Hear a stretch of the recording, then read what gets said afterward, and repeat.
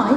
Oh, I'm terribly nervous now. One of the things that our members always talk about is they haven't got enough hands. I really identify with them now. That? That. Where? Oh, in the middle? Well, then I can't see the... when Plan B turns out to be awesome. This is a story of Kayama mums and religious single mothers by choice. A single woman in her 30s often asks the question, do I have a baby alone or possibly miss out on motherhood altogether?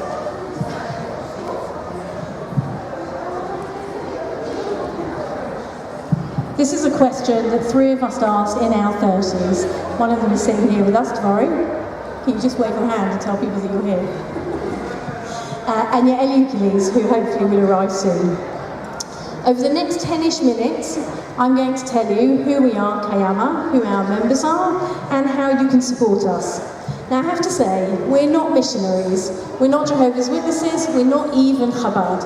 No one has to have a child. If you don't want to have one can have a perfectly fulfilling, big life without having a child. I want to tell you about a success story. One of my friends phoned me up about 2 years ago. She said, what have you done?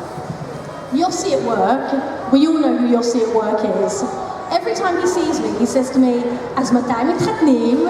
And I say to him, if only you and my mother knew, the world would be so much easier. But now, she says to me 2 years ago, he's seen something on TV, and now he says to me, you know what? I saw Dosot b'diuk kamoch ala televizia, v'mitbarer that you don't have to get married. You can just have a child on your own. And now she says to me, and she's been annoyed with me for 2 years, every time he sees her, instead he says, "Az matay meviim yeladim." So I'm sorry that has happened, and really, we are not missionaries. But for some women, they are completely ready to have those children. Every week, wonderful women like Merav and Miriam phone me up and they say, Mr. Wonderful is nowhere to be seen. Mr. Mediocre is not even anywhere to be seen. Mr. Completely Inappropriate, he is everywhere. But that's a whole other talk. Why are they not married, you might ask? It's a very good question. Why are they not married? I'm going to help you understand why people don't get married. I want you to think about your friends and your family and your neighbours and your communities. Think about the most horrible, mean, ugly, nasty people. They're married, right? Who knows why people do and do not manage to get married? If she's under 35, I say to her, look, think about egg freezing. Egg freezing is an insurance policy. The trouble with insurance policies is that you have to read them really carefully. And when the only people responsible for the small print is the one above, and we're completely dependent on that, you can't really be sure what's going to happen when you freeze your eggs.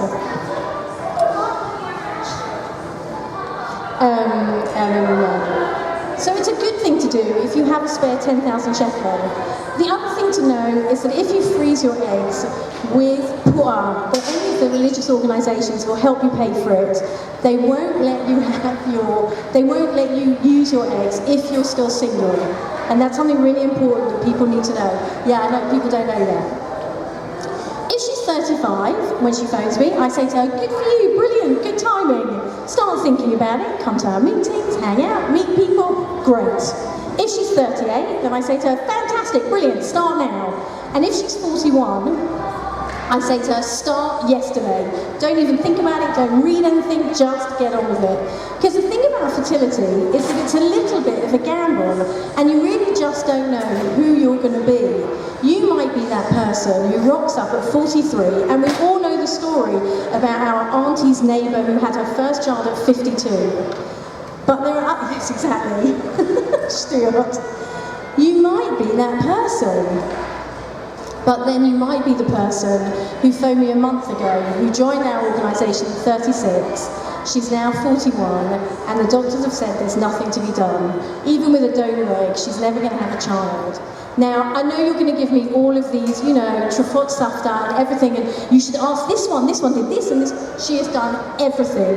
She has paid every quack and everyone, and it's just not going to happen. And the thing about fertility is that you just don't know. And when you tell a woman to wait before she has a child and to wait to meet someone, what you're really saying to her is, put your fertility at risk.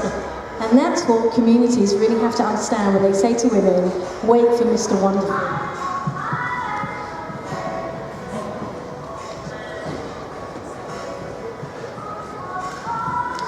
Havali banim. We have all cried. That is the cry that Rachel made. Men have commentated and spoken about what that might mean. Of course, any of us who have waited for the children to arrive know exactly what she meant. My Mr. Wonderful arrived. A year after we set up Kayama, my Mr. Wonderful arrived, and it is wonderful, I promise you. It's really, there's not a day goes by when I'm not amazed and happy to be with him. But of course, in 5 years, the children just haven't arrived. And I have to tell you, not a brilliant start to a relationship when you're looking at your watch and going, right, come on then, let's go. Really not great. So the question to be asked by all these single moms who arrive, like Meirav and Miriam, is, can it be done? Can I have a child on my own? What will my family and what will my community say? Can I financially manage? Will the kids come out psychologically okay? And is it halachically okay? Halachically it's okay. Tvari wrote the seminal halachic piece on it. It is okay. Speak to her afterwards about how it is halachically okay.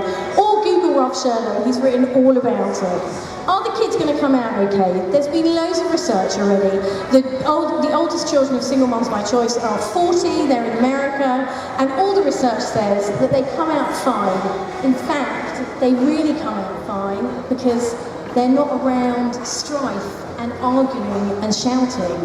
And in a way, they come out better than some of their peers. Very smooth, I'm being very smooth. So the question is, are you going to do it? And Miriam and Meirav did it. Don't mind me, that's my favourite slide. Yes, here are two of our members with their children, and if you look somewhere at two people smiling a lot with glee and pride, you will see Meirav's parents here. If you want to know how to be truly supportive parents, speak to them. Speak to them. They're the people who look like those people in there. They really truly know what it is to be supportive.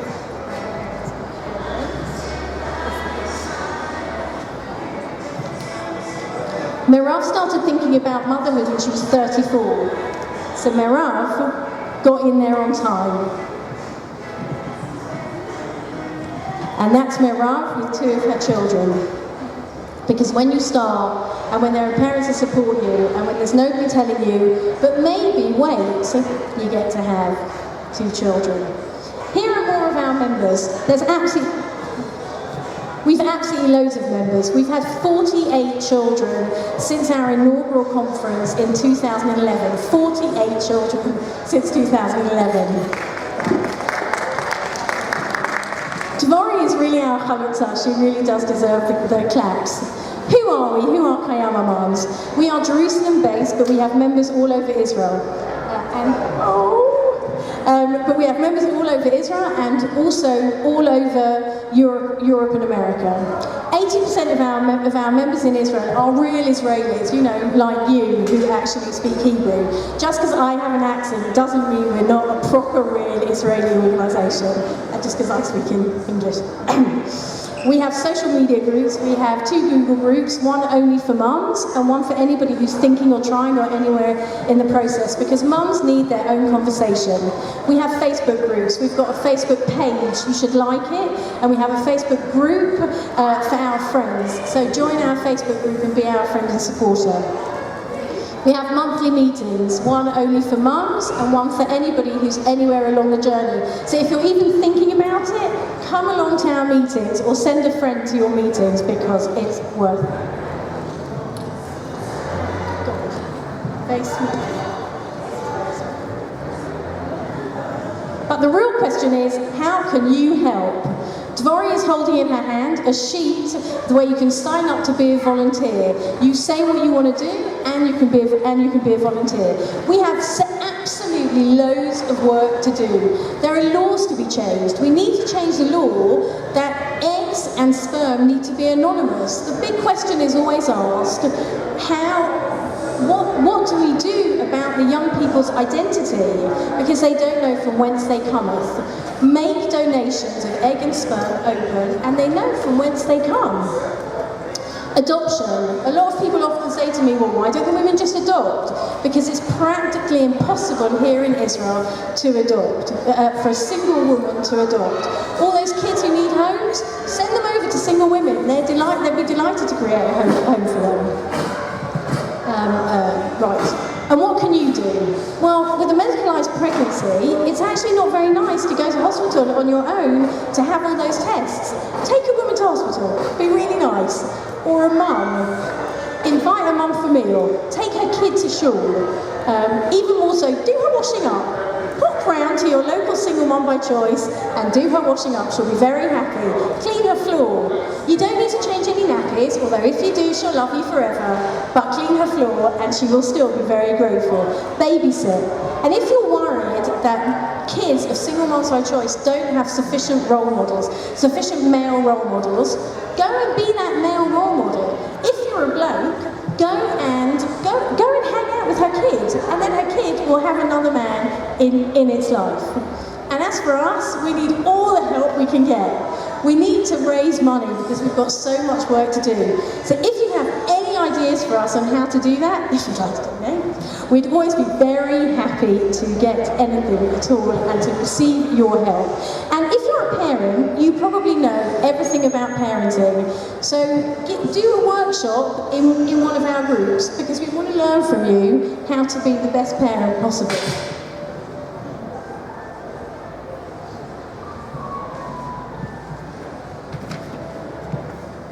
Support us, like us on Facebook, donate to us, because you will literally ensure Jewish continuity.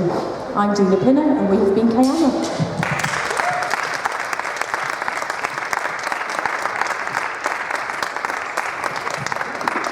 And now I want to welcome Karen, who is going to come after. Thank you, thanks for listening. I'm sorry it was in English, I'm sorry it's a bit quick. Quick, can anybody hear me? Can